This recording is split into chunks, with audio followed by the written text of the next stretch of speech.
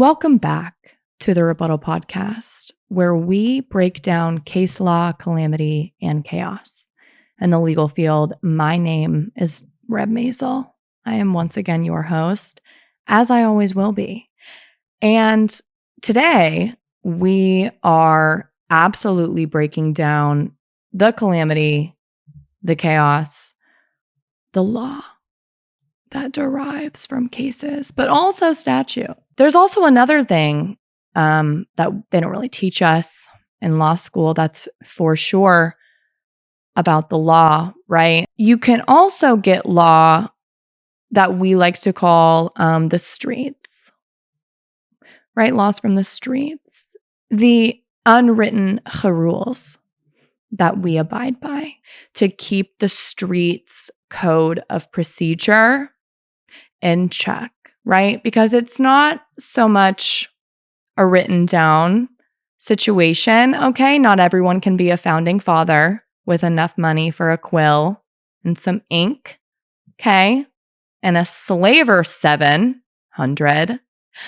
Instead, we have word of mouth. We have social cues. We have common, what's that? Sense. Okay, say it with me, class. FAFO, the organization of fuck around and find out. Okay, I really hope one day to visit headquarters HQ, because FAFO is a fuck around and find out entity, structure, societal system that I do believe gives us justice. Gives us the peace, the liberty, the joy that we deserve. And as a lawyer, I am not going to say ever on the record that assault, battery are right. Breaking the law, of course, is not correct. I am not encouraging any of you to do so. Yep, there you have it. It's on the record. Of course, I wouldn't. But all I'm going to say is that if you would like to see FAFO in action before your very eyeballs, before your very eyes, in a location, in a harbor, perhaps, where slave ships used to enter, in Montgomery, Alabama, and where slave families used to be separated before, a lifetime of slavery in this country of ours. If you would like to see FAFO absolutely at its best, at its peak, I would say, right? That organization running like the fucking Navy. Just Google, or better yet, go on Twitter, go on TikTok and type in the Montgomery Brawl. I like to call it the Montgomery Tea Party. That is not my bit. I stole it from everyone making jokes online that I cackled with until 2 a.m. last night. FAFO, everybody. Support our troops. Moving on. This episode, though, is not going to cover the Montgomery Brawl, okay? It's not. It's like covering, like Beyonce concert, Taylor Swift concert. It's kind of just like, okay, yeah, like it happened. What an event. I wish I could have been there, right? Wish I could have bought tickets. I love your videos. I love to see them, right? Like, absolutely upload it. Let me see I want to pick out my favorite moment, favorite song, my favorite character, for sure, right? But not so much something that you want to hear someone speak about with no visuals for an hour. No. Okay. I am going to be breaking down something that I have been wanting to talk about for a while, only because when I learned about it initially as a little lad, as a almost a lawyer myself, I was like, is this serious? Like, is this so fucking for real? And everyone said, yeah. And I said, word.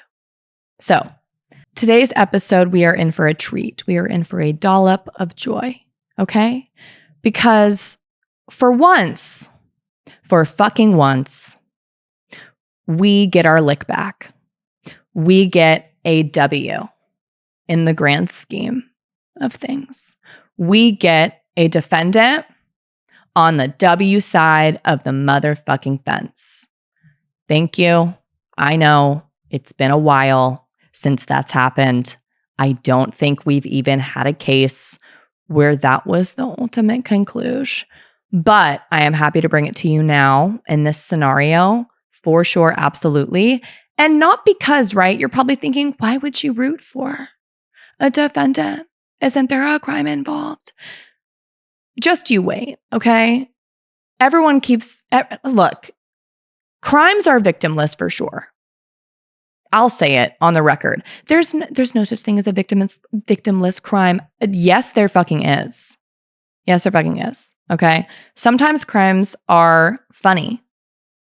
Illegal for sure. Not good to do for sure. Sometimes they are a cackle. Sometimes they're a giggle. And sometimes too, they are, como se dice, a little cartoonish. Like this, it's giving Tom and Jerry. And a lot of things in case law it's always giving Tom and Jerry, right? Looney Tunes, Looney Tunery, as I like to say. Today, we are going to break down, untangle, unwind, absolutely comb through, constrict, hug, grapple with the concept, the legal principle, the crime, the felony of burglary. Have you ever asked yourself at any point when you were in a CVS, right, thinking, wow, this bottle of lotion is $12.59 and it is going to last me maybe 2 weeks. I have a sunburn. You're thinking, look, I'm at a chain, right? I'm not at a local pharmacy. They can eat the numbers. Like they're going to be fine. I can just take it. Have you ever, those thoughts ever run through your head, right? And while those thoughts were happening, did you ever think as well, in addition to, the shoplifting, fun term that we all know about that is illegal. Did you ever think, is this like burglary?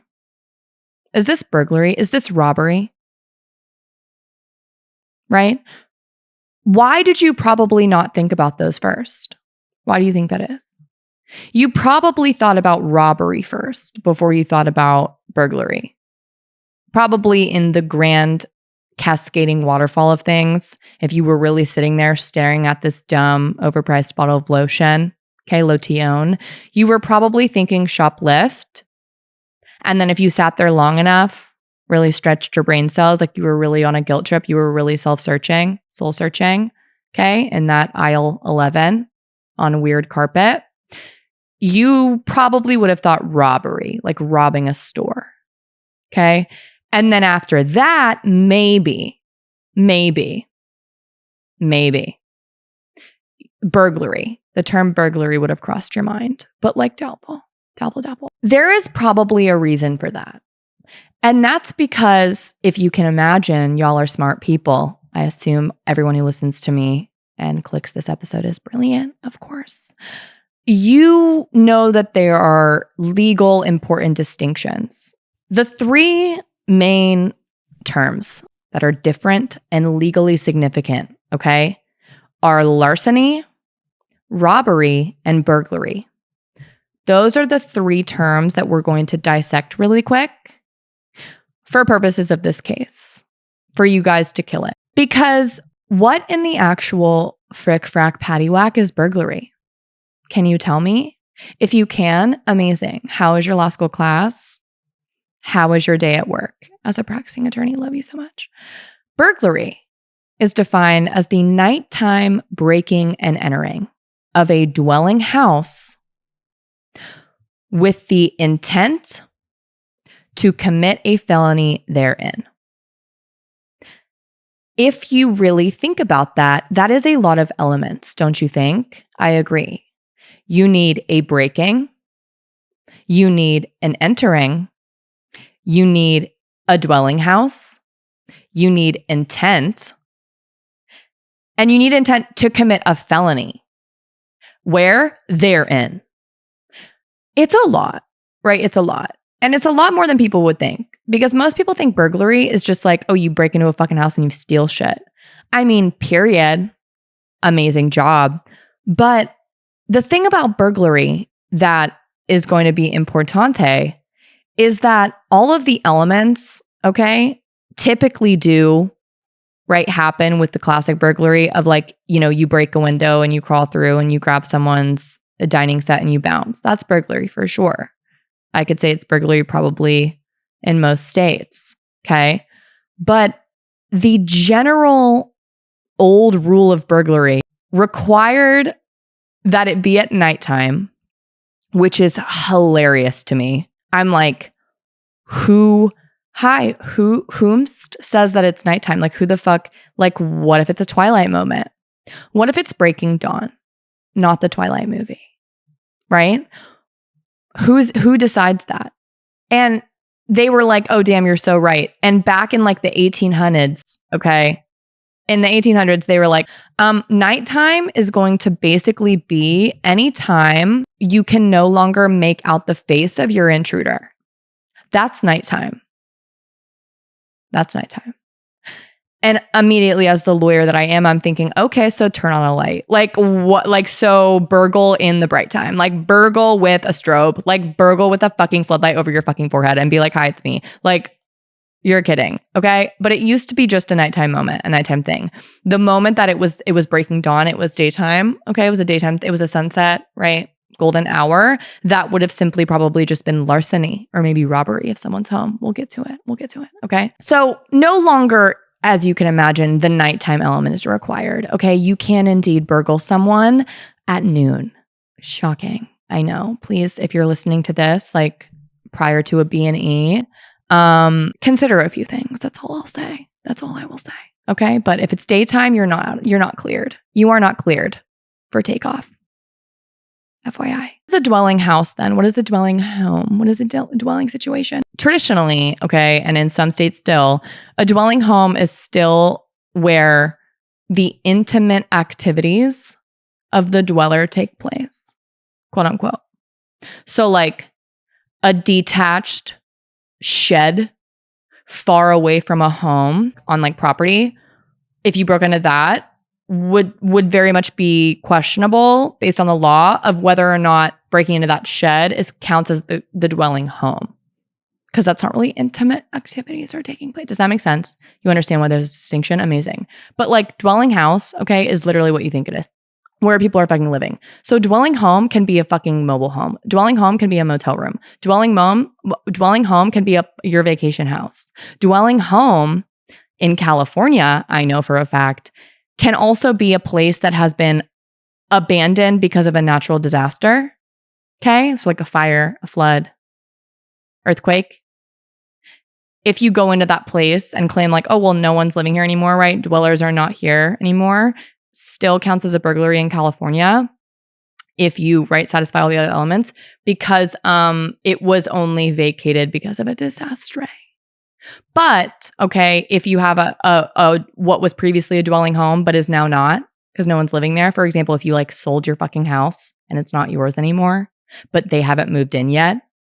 Okay, so it's just an empty house for now for like a week and you decide to go back in there for old time's sake. Okay, maybe carve your initials into the fucking cabinet and the police are like, wee woo. Technically, not a burglary because it's not a dwelling house yet. It's in this in between. Because it's not where intimate activities are taking place yet. Does that make sense? Okay, cool. Nighttime no longer a requirement in literally all 50 states, but there is a breaking and entering element. What does breaking mean? Okay, because we all think of like a B&E, right? A breaking and entering, a B&E, a bacon and egg. Breaking is defined as use of any force whatsoever, which can be constructive, meaning like not literally physical. So for example, I walked up and I was like, I will literally kill your cat unless you let me in, and they let me in. That counts as a breaking. You're probably thinking, what? Yeah, not physical force, but I'm using force. Threat is a force, right? I had to do some shit. I had to do something, okay? And force can count as your fucking threat and voice, okay? What is breaking though? Like, what are you breaking? What are you cracking like a glow stick in half? You are breaking the plane, the airspace, okay? Any airspace of any portion of the dwelling home, okay? So when you break, okay, when you use of any force, so for example, a breaking would be like a window that's already open, but you creak it open just this much more to sneak through. Breaking, because you're breaking the plane, okay? Even if you're not literally breaking the fucking window, you don't have to break shit.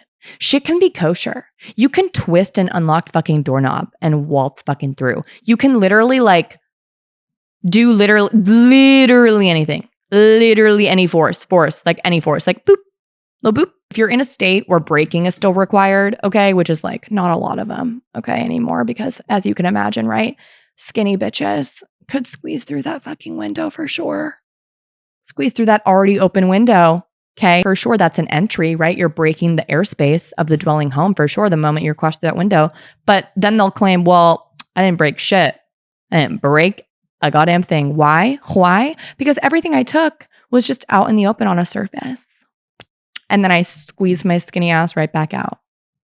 That what I just described, right, of them not breaking, quote unquote, anything, using any force to get in, that would not be considered a burglary. It doesn't mean that it's not, right? You're probably thinking, well, okay, use your noggin, right? Theft, larceny, potentially robbery if someone's home and they like take it from the person, right? Like those things are still at play. The reason why the distinctions are important between like burglary, and then I'm going to explain what larceny is, okay, the difference between those, and robbery. The reason why these are important, obviously, is because the penalties for these crimes, okay, based on how different they are going to be different, okay? Your common petty theft, petty being like usually under $950, grand, right? Like grand larceny, grand theft, that shit, over $950. Are you catching my drift? Lesser consequences if it's something lesser, right? Of course, we know this. All of you know it from like first degree murder, second degree murder, you know all that shit, okay? Manslaughter, you know that shit, okay? We have those types of degrees for fucking everything. Duh. Okay, for most shit. The importance of burglary is not so much in the breaking and the entering and the okay? The importance and the reason why everyone has to split these fucking hairs is the felony part, okay? Burglary, again, is the breaking and entering of a dwelling house with the intent to commit a felony therein. Examples of felonies, just examples, they change everywhere, okay? But these are like the main head honchos, okay? These are the ones that you can definitely bet your bottom goddamn dollar on that they're going to be felonies, okay? Burglary, robbery, assault or battery sometimes, okay? If you, right, like aggravated with a weapon, okay? Rape, kidnapping, arson, a lot of high-level drug trafficking crimes, okay, like sale of that, illegal drugs, carjacking, bombing, murder, some DUIs, some embezzlements, okay? You get the gist. Felonies, felonious. So, if you have the intent to commit any of those felonies, including a whole lot of others that are on the list, if you have the intent at the time that you enter a home and you have that intent to do it inside the home, you're like, yo, this is my fucking spot. This is my location. I'm squatting here. Oop, it's a burgle. It's a burglary. And you don't even have to be fucking successful in the felony that you want to commit. Like you can have an attempted kidnapping and be charged with burglary. Like you could literally walk into someone's house and be like, I'm going to steal that. I'm going to steal her. I'm going to steal that woman. She's so stunning.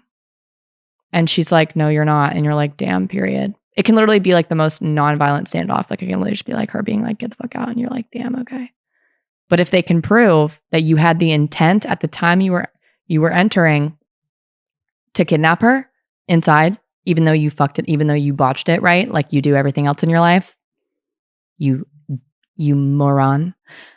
Yeah, burglary. You burgled that establishment. 10 to 15 years. Does this? Yes, it's gathering for you. It's making sense, okay, as to why burglary is so crazy. I could walk into your house unannounced, not invited, by opening an unlocked door, walking inside.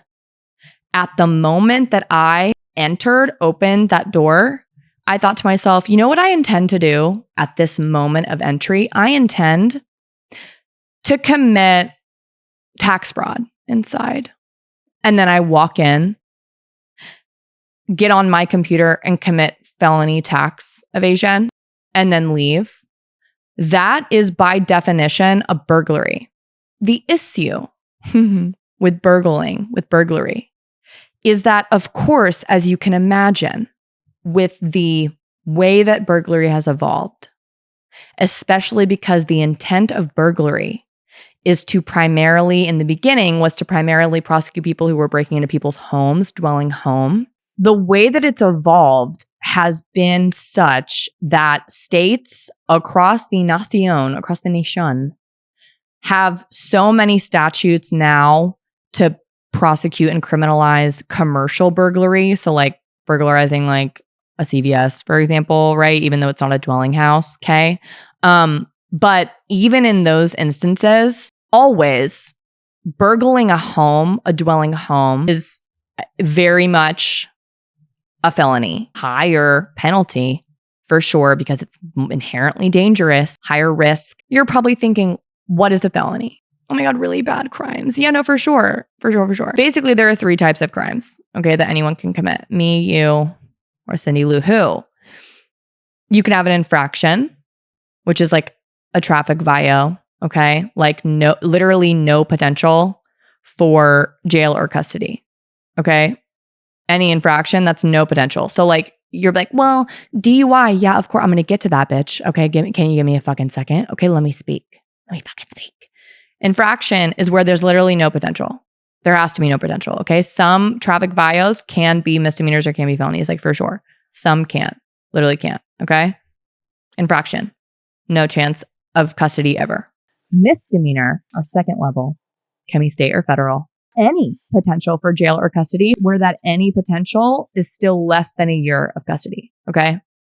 Even if like the max sentence is like 364 days, still a misdemeanor, okay? A felony is where you have the potential, even just the chance, to go greater than a year in prison, in custody, okay? Greater than a year sentence. Potential. Even if you might be sentenced to 6 months, you could still be charged with a felony, right? Obviously, or like convicted of a felony.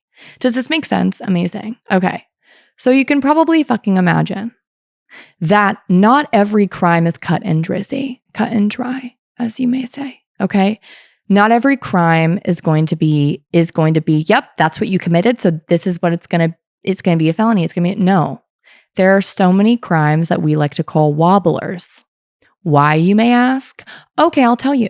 Because the prosecutor has the discretion, has the option, based on the circumstances, based on the facts, to prosecute it, charge that person, okay, as either a misdemeanor or as a felony, depending on the circumstances. You immediately come into mind, right? Whether you have, right, like grand larceny, okay, versus like regular larceny, where the grand part of it is because you like took something very valuable and you moved it and you used a weapon, or like aggravated assault, right? Aggravation with like a deadly weapon or whatever, blah, blah, blah. Like you get it, okay? There are ways in which these distinctions are made on the federal and state level. Circumstances are important. Robbery, burglary, larceny, what are those? What is that? Who is she? Robbery for sure is like usually a fucking felony, okay? Because robbery is where you are taking property, taking and carrying away property from a person with the intent to permanently deprive them of that property. But you're literally taking it away from that person physically or from the presence of that person with force or threats. Okay? You can imagine, right? You're imagining like grandma with her purse on the street and you're like pulling it away from her. Robbery. Why? Because you're taking it from her presence or person. Okay? You're using force or threats to like do that. Robbery. Get it? Got it? Good. Amazing. What is larceny then? Larceny is the trespassery, which is so, trespassery sounds so like, it's like a cute name, trespassery. What's your name? Trespassery. And go by Tres. It's kind of cute. The trespassery taking and carrying away of the property of another with the intent to permanently deprive the owner. So basically, the difference between larceny and the robbery is the fact that robbery, you're literally like snatching it from a person, right? You're popping it off their person and presence with like force and threats. Okay. Larceny is like, I could take your fucking laptop. Like whenever I want, when you're at work. Like, goodbye. Now you know what larceny is. Larceny typically is going to be a felony if what you took is over $950. Okay. Usually in the felony territory, but it depends. Okay. Depends on the state. When it's under $950 and it's larceny, usually a misdemeanor. Okay. Usually a misdemeanor. Okay. Amazing. Burglary, on the other fucking hand, spoiler alert, that shit's felonious. That shit is felonious. That shit is crazy with an F. Okay. That is a fuck around and find out, but not in a good way. I'm not giving you recommendations. This isn't like a how to get away with fucking theft class. Absolutely not. No. But I'm telling you that if I were a criminal, hypothetically, ever infinity in my life or whatnot, okay, and I needed or wanted or had any desire to permanently deprive a person of their property, I would definitely most do it in a way where I'm not entering someone's home about it or taking it off someone's person about it. You know what I'm saying? This isn't some recommendations, okay? I'm just saying these are facts. Like the sentence that you could get to be convicted of literally taking someone's laptop, like if it were in their backpack and they left it, like, right? Like, can you watch, like, whatever, like at an airport or something and you like took it, okay? And they weren't there, they were in the whatever, and it wasn't like presence or person, it wasn't in presence or person, you took that shit, okay? That's larceny. Like, damn, you took that shit. Okay, larceny. If what was in their backpack was like a bunch of bullshit, let's say it was like $949. That's not the hard line, but let's just say it is. Misdemeanor, right? Misdemeanor. Never more than a year max, okay, in custody. Even if there were like 3 max and a fucking, Canon goddamn camera in there worth a lot of money. Even if it were felony larceny, okay, typically in most states, I'm just saying most because it's like I can't say all forever because one of y'all fucking Google the house down and then be like, there's one county in where that would be that would have a higher sentence than, like, kill me. Okay. Basically, in most states, if not all states, larceny, even felony larceny, is still going to carry a lesser sentence typically than burglary, period. Because burglary, period, is seen as felonious. It's not a wobbly-see. It's not a wobbler, okay? If it's like residential fucking burglary, that shit is not a wobbler, okay? The dwelling house, if you will. So theoretically, that means that even if you were charged with like felony larceny somewhere, maybe in that jurisdiction, felony larceny max is like 2-3 years in prison. If that, and that's max. And then, you know what I mean? Like they could have just been like, oh, we're letting you off, whatever, okay? Whatever.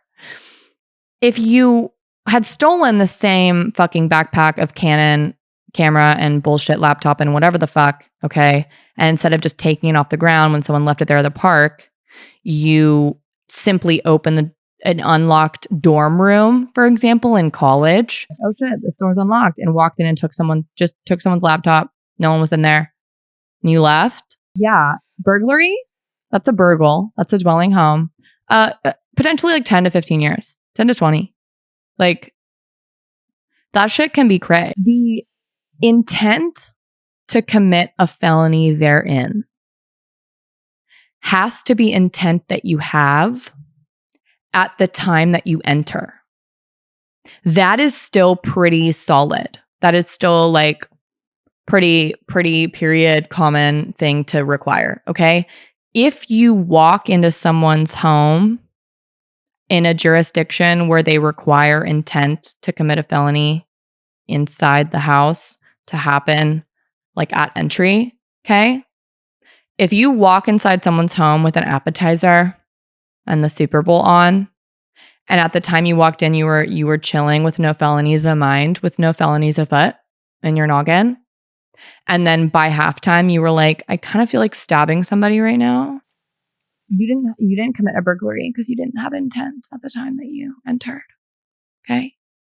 But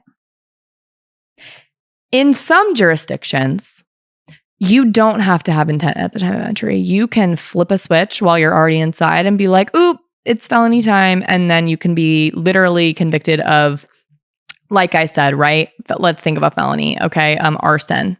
You light some shit on fire on purpose inside. You can be convicted of burglary and arson, even if it's literally like your friend's house.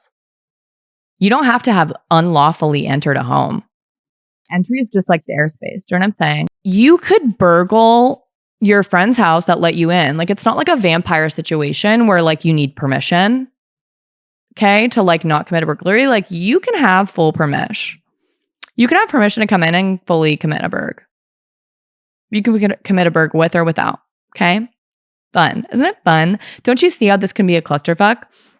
And the reason why it can be a clusterfuck, you guys, is because burglary is used as like an escalating crime. And this is where, like, you know, some slanderonious maybe thoughts might come through you about like prosecutors who make some of these decisions. And some of them around our country aren't the best. Yeah, they have a lot of discretion. They have the discretion to tack on as many like crimes as they think that they can make it through, right? Like have this person be convicted of. They can tack on the burglary because they know they can, even though the main crime that they're prosecuting you for is arson, just to make sure that that crime goes up. You want to know like a super fucking common tack on? Oh, I don't know, larceny. Yeah, that's right. Because if you're taking property from literally anyone, okay, you can imagine that a lot of this taking involves like an entering someone's home element. Okay. And entering someone's home can also be a garage, okay, like connected ass building. Yeah, it's like garage, like that counts as the fucking home. Okay, if it's connected to the home. Now they have larceny and burglary. The two are not mutually exclusive. You can have both. And you can be convicted. And it could be 10 to 15 year difference in your fucking life, in your vita, based on whether or not these elements are satisfied, based on whether or not you opened that window or not, or you were skinny, or based upon whether or not you, in some jurisdictions where they require it, use a force or threat, or deception or coercion. Was Goldilocks a felon? Was Goldilocks a burglar? Did she burgle? What if the oatmeal that she was eating, the porridge, what if the porridge she was chowing down on, right? The breakfast that she was absolutely consuming, that was not hers. What if it was porridge that the Kardashian family eats, right? Just thousands of dollars. Like, what if the absolute cost of that porridge, the oats, are just shipped in from some faraway land where it costs a diamond and a small child to get the grain, get the quinoa, get the oats and roll them and put them into your porridge? What if that's a $1,500 thing of oatmeal and she got to the little kid's oatmeal and she was like, this is just fucking right. And she inhaled it. Okay. What is that, you guys? Okay. What is that? Does that sound like the permanent deprivation of someone's property by eating it? Do you think they're going to get it back? Probably not. Mind you, right? You're probably thinking, well, Reb, wouldn't Goldilocks have had to have the intent to take that property at the time she entered the house in order for it to have been a burglary if it's going to be felony? You're so correct. You're so correct. Okay, you're so correct. She entered for sure. She walked into that fucking house. Okay, I looked up the story again just to be sure she walked into that bitch. Okay, little Goldie, little locks. Okay, little locks. There were no locks. Goldie unlocked. She walked into that house. Okay, unabashed, white privileged. She was like, nothing's gonna happen to me, and she walked in. Enter, break, done. Entering and breaking. The B&E, the bacon and eggs, the breaking and entering. checked off, satisfied for sure. Okay. Dwelling house. Is it a dwelling house? Absolutely. Okay. How many bears? 1, 2, 3 bears. 3 bears. There were beds. There were bears. There were windows. There was decor, I'm sure, right? There was feng shui. There was motif. There was vibe. There was lighting. There was food. Intimate activities were taking place here. Absolutely. Dwelling house checked off. Okay. So all we need now, the only element that we have left for Miss Locks, Miss Unlocked, Miss Lock her away and throw away the key, is she had to have had the intent. Miss Goldie had to have had the intent to commit a felony inside the house at the time that she was entering the house. So let me give you this scenario. All right. Remember my little list of felonies, my fun list? What does it include? Larceny, sometimes. Okay. Larceny can be a felony, typically, if you steal over $950 worth of shit. If you're taking property, okay, that's a little pricier than normal. It can be felonious for sure. It can be a felony. Okay. So if at the time she entered, she was at the entrance, okay, of that house, she looked at that porridge, she could see it through the window, okay? She's about to go through, and she clocked it. She's like, that shit looks pricey. That shit is expensive. That's a $1,500 oatmeal situation. Someone rich, there's gold flakes in it, okay? The 3 bears are embezzling, the 3 bezies, the 3 embezzling bears, okay? They're on Wall Street. They're loaded. It's a fucking pricey ass bowl of oatmeal. And she's like, I'm taking that shit. I have the intent. I intend to take. I intend to permanently deprive them of that fucking oatmeal, of that porridge, of that situation. And then she enters and then she eats that shit, okay? And permanently deprives them of that porridge, because it's not coming back up. Yeah, that is a burglary. She burgled the 3 bears house.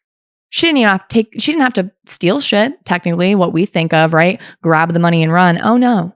She burgled. Throw her away. Goldie locked the door. Goldie unleashed. Goldie is looking a little dull. Okay? She's kind of a criminal, hot girl summer. It's fine. Now let's travel from the 3 bears to Ohio. Little different, right? Change of scenery for sure. Not so much bears, more so tornadoes, more so twisters, more so corn, more so sticks, more so mud, more so like the Great Plains kind of shit. Okay. I lived in the Midwest. This is okay for me to mildly slander. Ohioans love you. Columbus, what a dream. What a fucking dream. After everything I just talked to you about, and we just giggled about, we just learned, we just put in our noggins.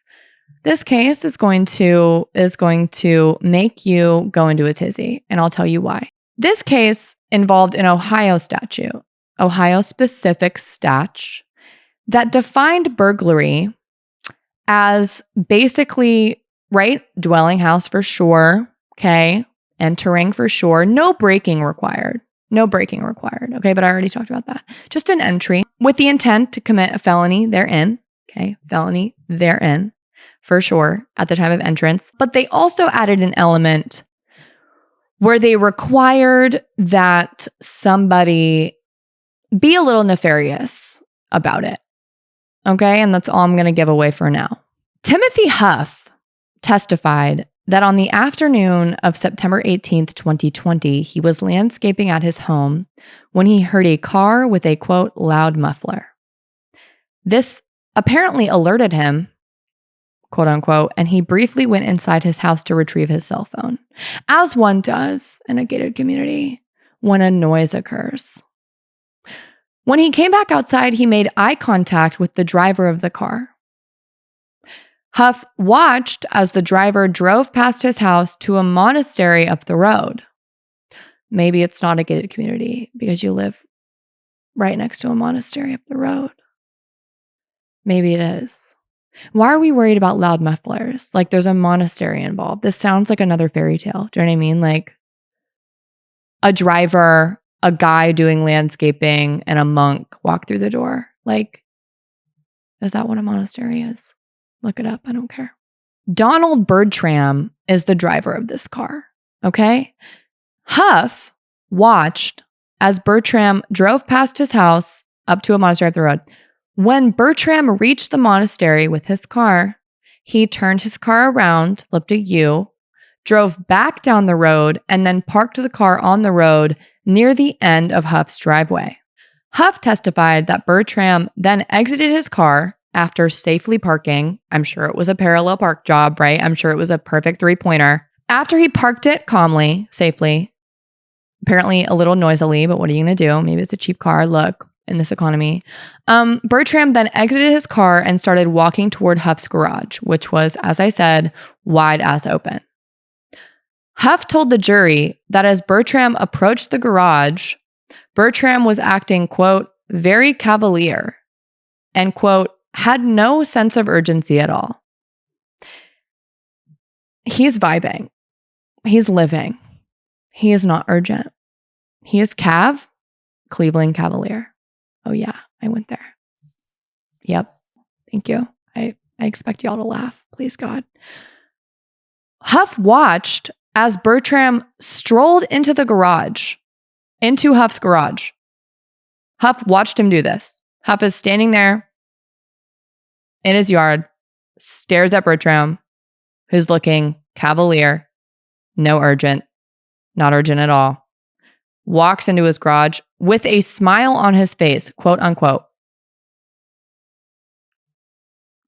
I'm assuming it's like a chill smile. I'm assuming he's just like a, you know what I mean? Like, I hope it's not like a fucking like really creepy smile. I think it's probably a chill smile. Okay. He sounds like a chill cavalier guy. All right. He sounds like a vibe. Yeah. Huff literally testified to this. Like, this isn't like a joke-a-roke. Like, this is him literally going, yeah, this is what happened. Imagine being the jury. I'd be like, no words were said. No palabras, no words. There have been no words. Like, no motions, no words, no weapons, nothing. You're probably thinking, what's the punchline? Like, one something. Oh, yeah. Huff watched as Bertram strolled into the garage with a smile on his face. Based on Bertram's smile and cavalier attitude during the encounter, Huff did not initially believe that Bertram was intending to steal from him. What small towns are y'all living in where someone, a stranger, a dead complete, absolute stranger with a loud muffler can perfectly parallel park their car, where apparently the culture that this man is allegedly testifying to his peers, to a jury of his peers, is, oh my God, you guys. Okay, so basically, you know how we like live in a small fucking town? Okay. Well, like a strange man, okay, took his loud car, drove it down my street, parallel parked it perfectly, calmly parked it, got out of the car, walked into my open garage as I stared at him and watched him from the yard as he smiled and stared back at me. I didn't say anything. He didn't say anything. But like why would I have done a single thing about that? Why would I have what am I going to do about it? Like, I'm not victim blaming, but like, babes, like, why, like, not even like a, what's up? Not even a, can I help you? Not even a, oh my God, hey, like, not even a, oh my God, Paul from 3rd grade, like, throw him off guard, throw him off balance. You know what I mean? He didn't even like make a move to go near him or like follow him. Like, our boy Huff was literally huffing and puffing nowhere. The 3 pigs, okay, were absolutely taking his fucking house down. And he was just standing there like not a huff in sight. He testified to the jury of his peers that, like, this is normal. We're in a small town, you guys. Like, it's just like a vibe like that. Huff testified that once Bertram entered the garage, he picked up a leaf blower worth around $500 and then walked back to his car. Again, calmly, cavalierly, with a smile on his face, with no sense of urgency. He literally walked into his fucking garage after parallel parking his shit with full face out, with the fucking nerve on this guy, which I want very badly in this life. Literally stared directly in the eyes of the homeowner standing on the lawn, picked up the $500 leaf blower, and just took a U-turn, walked to his car, put it in his car, and left. Like, I understand that there are no victimless crimes, allegedly, But I'm thinking that this might be one of them because it might fall under the FAFO jurisdiction for sure. What I like to call the fuck around and find out organization. Okay. Support our troops. Where sometimes, right, someone else may be fucking around and you're going to find out if you don't do anything about the fuck around. Do you know what I mean? Like maybe someone's going to fuck around in such a way that ends up being kind of a serve so that you're finding out. You know what I mean? Because this is cunty as hell to me. You can't tell me that this is camp. Like you can't tell me that this is such a moment. I want to know what he was wearing. Like there was no like, look, appearances matter when it comes to crimes for sure. You know what I mean? Like someone acting sketchy, someone, you know what I mean? Like he had a fucking ski mask on, like for sure. He had no weapon, no on him, visible anything. He had nothing weird about him. I'm not condoning taking property away from someone in this way. Timothy Huff testified that he didn't say a word or do anything until Bertram was like literally at his fucking car with his fucking $500 leaf blower. At that point, he allegedly told him, quote, "Stop, put it down." I'm assuming in that tone and voice. Instead, Bertram placed the leaf blower into the passenger side of his car. That statement alone too, you guys, placed it into his passenger. Like he literally, I'm imagining him literally walking the long way to his passenger door, putting it gently and safely and buckled in to the passenger seat, closing the door, walking all the way back in his driver's seat. Like, I'm not saying you shouldn't get your leaf blower back, but like, I'm kind of saying that Bertram should maybe just get like a damn, like, how'd you do it? And then like, give it back. And then he gives it back. And then it's like a fucking, like, you know what I mean? Like, just shake hands and make up because what the fuck is this? Like, what the fuck is this? And not only that, you're probably thinking, oh, okay, well, he probably sped away. Bertram's fucking car did not start immediately. He had a shitty, again, loud fucking muffler. That tracks. Okay. We have a shitty car. We have a shitty fucking Honda from 2003. Okay. In 2020, in the year of our Lord 2020. His car didn't start right away. He stole your fucking leaf blower by walking into your shit that was open, taking it, smiling. Tried to start his car, doesn't start. It finally, after a few minutes, starts. And then he calmly drives away going the speed limit. Yeah. That is the start and end of this scene. Start and end. At trial for Donald Bertram's burglary charge, okay, in the state of Ohio, Bertram moved for acquittal, okay, because the jury ended up convicting him of burglary under the statute. Why, you ask? Well, the statute says that burglary is a second-degree felony, okay, and right, our discussion, felonies are kind of a big deal, a bit of a moment, a bit of a big situation, a bit of a doozy, right, a bit of a deuce. After his conviction, the judge sentenced Bertram to 8 to 12 years of prison for this burglary, okay? For this burgle, which doesn't really sound like a typical burgle, right? Does it seem fair? I don't know. On appeal, of course, because Bertram's lawyers, listened to this episode of this podcast in the future, and then they time traveled back. They were like, we should definitely appeal this. So they appealed, okay? They appealed it, and they argued that there was insufficient evidence to support Bertram's burglary conviction because the state had failed to do one very important thing, okay? Which is, read the fucking statute for burglary in that state, okay? The prosecution was very much a living in the 1800s, okay? In the dwelling house, nighttime, see the face of your intruder era vibe, okay? They were thinking, well, there was an entrance, okay? The breakings, whatever. It's not really a requirement anyway. There was an entrance for sure. He broke the plane. He broke the airspace.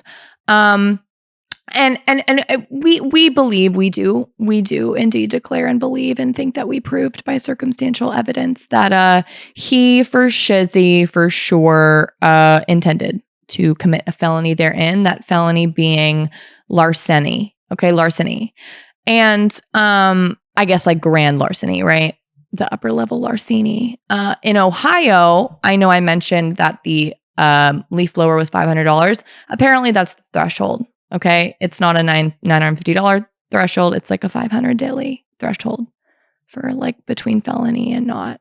Okay, so look, check your laws before you pack your paws. What a slogan! What a phrase! Goddamn! So, yeah. The prosecution was confident. Okay, they told the jury, "Look, convict his ass." Okay, this is a burgle. This is a burglary. And they were like, I mean, I guess, yeah, sounds like it. But then Bertram's attorneys said, hold up, wait a minute, put a little read the goddamn law in it. Okay. Ohio's burglary statute has an extra element of surprise, of requirement that the prosecution didn't, I guess, consider. Or maybe they did consider and just thought that they killed it, when in reality they flopped. Okay. That extra element is that the state is required to prove that Bertram used, quote, force, stealth, or deception to enter Huff's open garage. Okay? Though one of those three things, force, stealth, deception, are required under Ohio's burglary statute that applied here. Okay? As late as May 2023, when this opinion was released. Okay, all of these situations, this leaf blower gate. Okay, this calm, cool, collected. I'm gonna snatch that. Start my shitty Honda Civic. It's not gonna start right. You're gonna stare at me, and I'm gonna go with a smile on my face, nonchalant, no chalant. Okay, happening. This happened in 2020, and this appeal. May 2023. That's when this opinion was handed down. All right. Pretty recent. Very, very recent. Some bad vibe. You need to have vile vibe. You need to have rancid vibe. You cannot look nonchalant. You cannot look cavalier, for lack of a better phrase. You cannot look Cleveland Cavalier. Okay. They had too many of those. They were like, you guys, enough. Okay. We can't have this many felons in our state. Who will be able to vote then?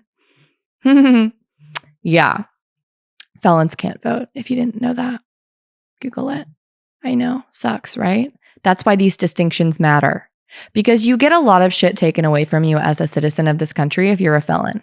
And imagine being a fucking felon because you were one of the three little piggies who decided to have a fucking crazy day and you decided to fuck around and then you actually never found out. And it was kind of a vibe. And you probably gave the leaf blower back, but like you walked away without a vote, without the ability to do a lot of shit. That would suck. I'm not a felon, but like if I were, that would suck. I would want to be a felon for something more of a better story. You know what I mean? Like, what'd you do? Oh, I walked through an open garage and like took a shitty leaf blower. Like, it's like, dude, I would have loaned you the money. Like, why not just shoplift from Home Depot? Like, that's the fuck of it all. The fuck of it all is honest to God, like honest to Jesus. If I guarantee, and one of y'all need to look this up. I guarantee that if he would have just shoplift easied, if he would have just snatched, if he would have just borrowed illegally a fucking brand new out the box leaf blower from Home Depot, from any establishment that sells things that blow leaves, I guarantee caught right red-handed, whatever. Like I guarantee it wouldn't have been an 8 to 12 year. It would not have carried with it that. It wouldn't have been a burgle necessarily, right? Like it wouldn't have been a guaranteed, oh fuck.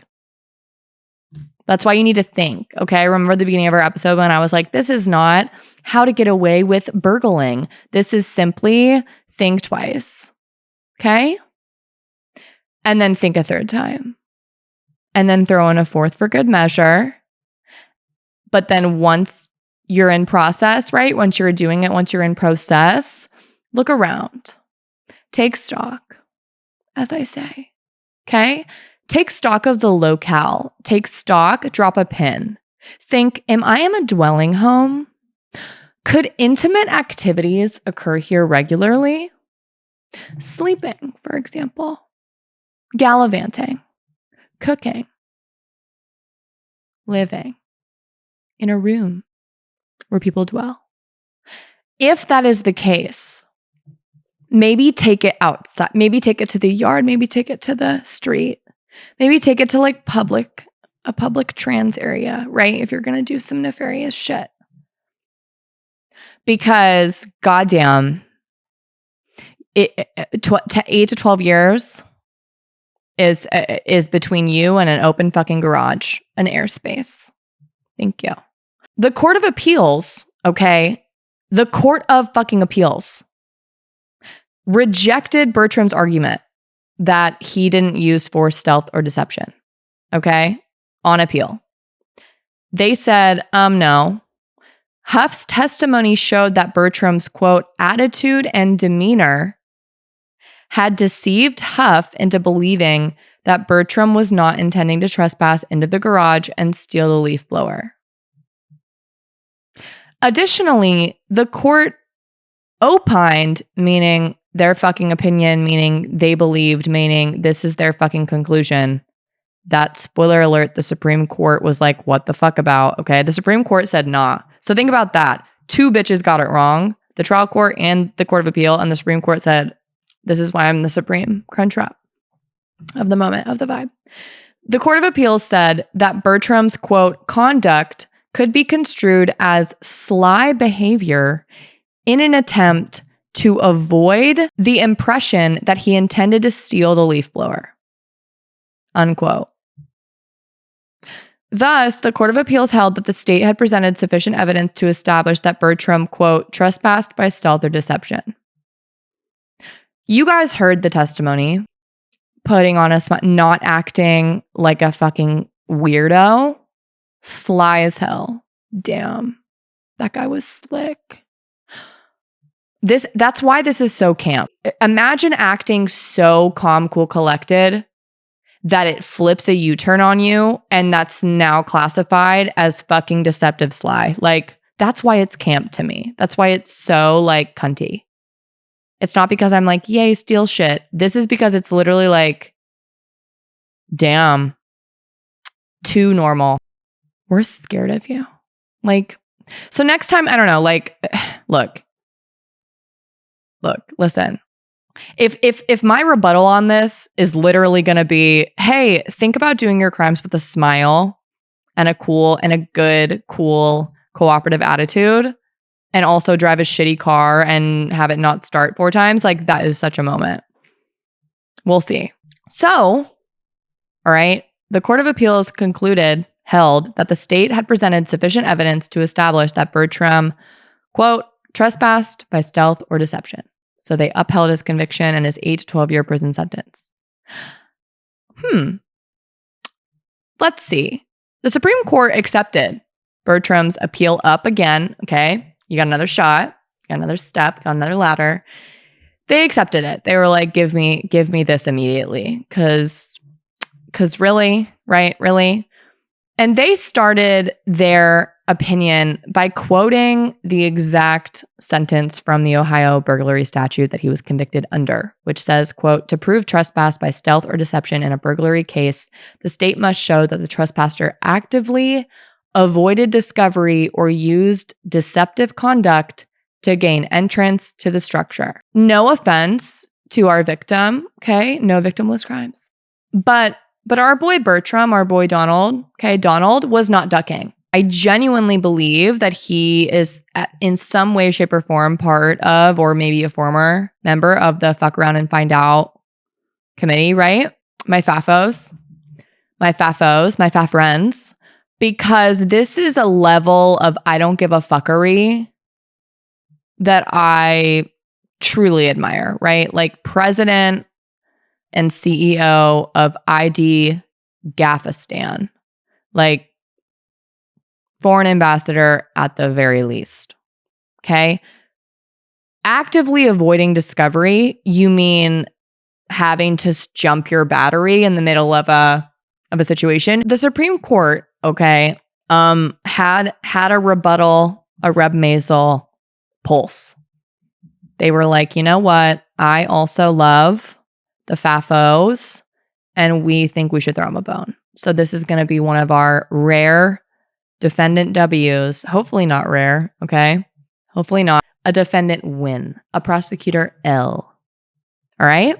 Because 8 to 12 years, the Supreme Court concluded, quote, neither the state nor the Court of Appeals has suggested that Bertram trespassed by force, and we find no evidence that he did so.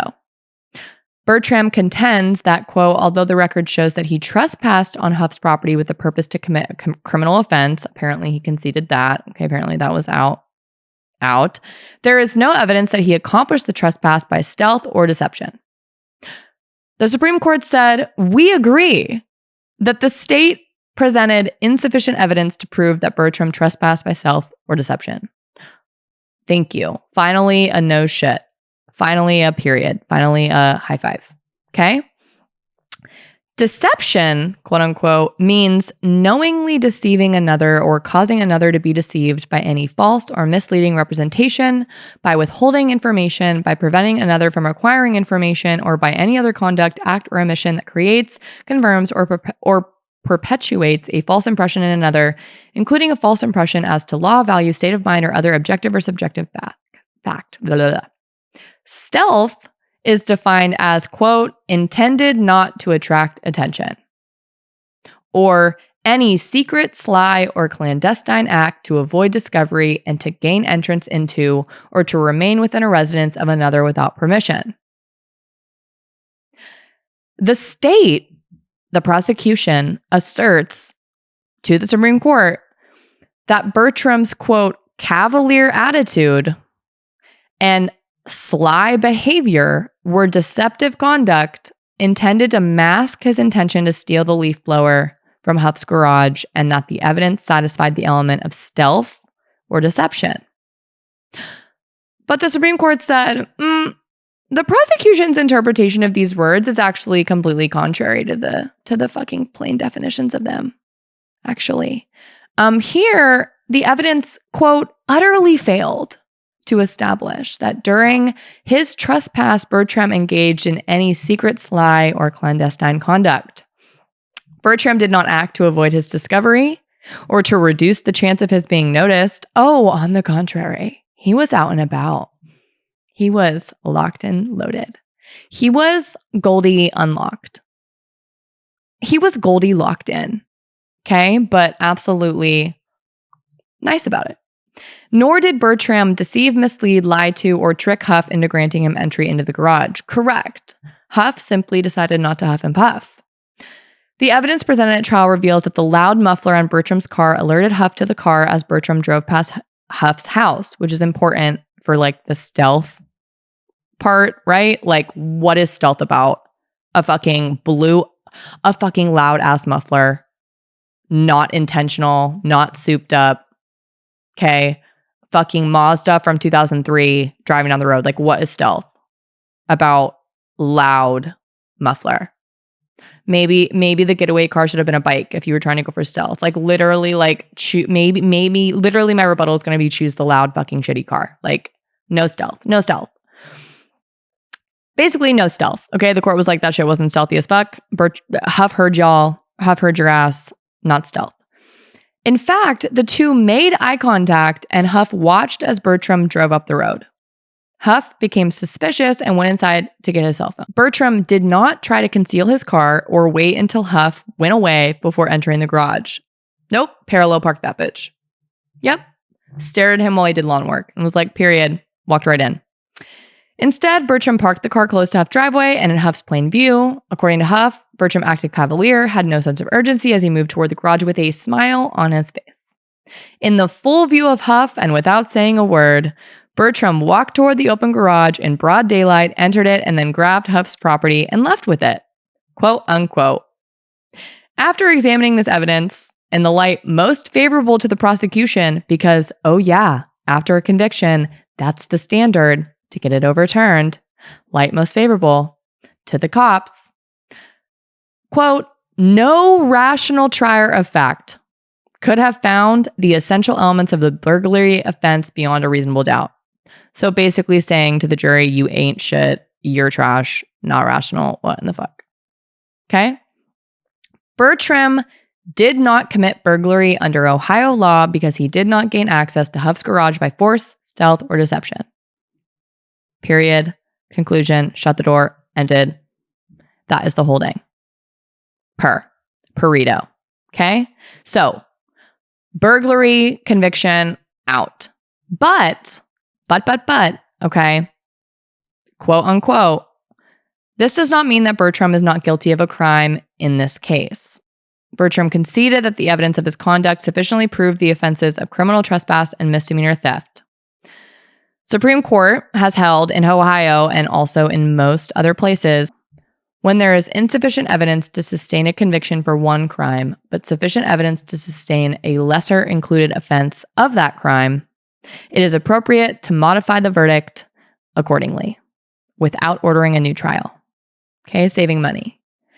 Saving cash, even though, again, this right, massive issue, massive deal over a dumb fucking leaf blower that was worth $500, where, there may or may not have been no victims or injuries involved. 3 years, long litigation, a full trial. Taxpayer dollars over Huff V-Puff's leaf blower. I wonder if he got it back. I'd love to know. If he didn't, then bummer, but also cut our losses. The Supreme Court ordered that the trial court on remand enter a judgment of conviction against Bertram for misdemeanor criminal trespass under the Ohio Code section for that misdemeanor crime. Therefore, Bertram won on appeal. Okay? He won. He won big. Why? Because what did I tell you about misdemeanor criminal trespasses? Okay? Misdemeanors cannot have the potential for carrying more than a year. More than 1 year sentence. Okay? And mind you, right? Obviously Bertram's conviction could, or sentencing could be impacted by prior convictions, crimes, whatever. Maybe if he broke probation, whatever, violated probation, okay? Could happen, different states, different strokes, different folks. But what I'm telling you, and what the final rebuttal is going to be for this episode, is that money matters.